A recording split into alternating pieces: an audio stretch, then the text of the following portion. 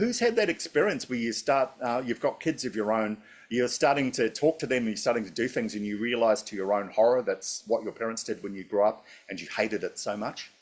Has anyone had that experience? Of course, of course. Yeah.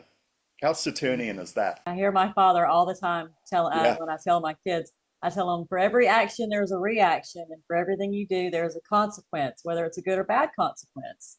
And that is Saturn and my dad talking. absolutely.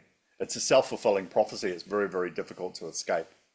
You know, you start to realize, gee, I was a real little shit when I was a kid too. I start to realize that too. Oh, that's terrible. You know, and you're sitting there you're, with a straight face telling your child, don't do that, you know, and you're realizing you spent probably the first half of your life doing that, you know. There's a dreadful irony and inevitability about that. And that's Saturn, you know, that's Saturn's sense of humor.